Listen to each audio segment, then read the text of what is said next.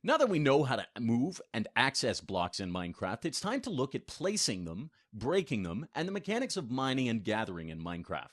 Now, this is part of the foundation of creating your very own worlds, lessons, and explorable content for students.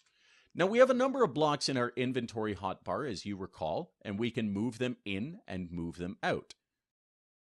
But what we want to do is we want to select a particular block. We're going to select the pink wool block.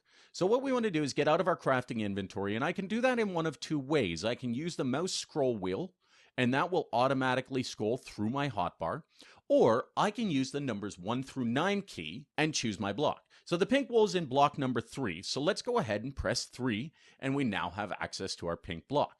Now to place it down, all we do is make sure that we are highlighted over the block that we want to place it on top or beside or against. So we've got this first green piece of grass highlighted here, and we're going to press the right mouse button and place down our block.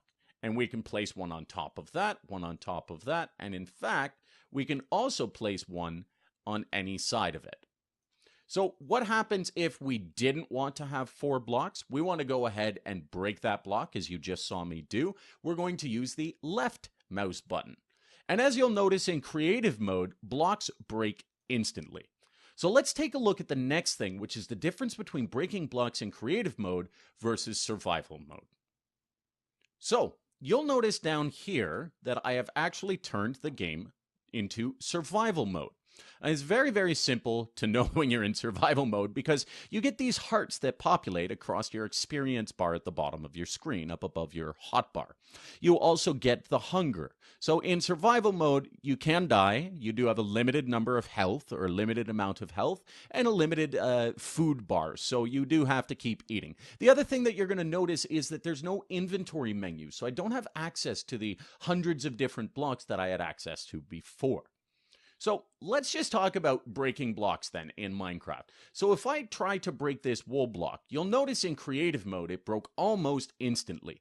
In survival mode, not so. And it also leaves behind additional blocks. So that's one of the interesting things about crafting in the game of Minecraft or mining in the game of Minecraft is you do get to keep the blocks that you break.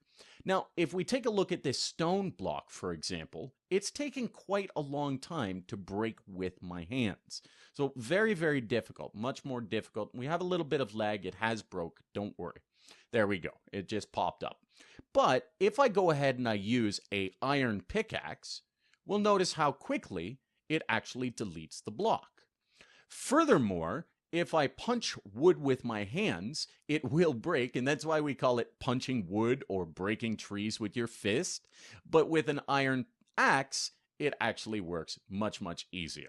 Now, there are other blocks like the obsidian block that you cannot break with an iron pickaxe, you cannot break with your hand, you cannot break with a wooden pickaxe. In fact, you need to break it with a special pickaxe called a diamond pickaxe. And this is all part of the crafting system of Minecraft. It does take quite a bit longer, but you can still break it and you'll be able to collect up the block. That is, if lag decides not to be friendly to me or to be friendly to me. So that covers the basics of mining and crafting in survival mode versus in creative mode. In the next video, we're going to actually cover more of the fundamentals of creating your own lessons with Minecraft by exploring building basic structures.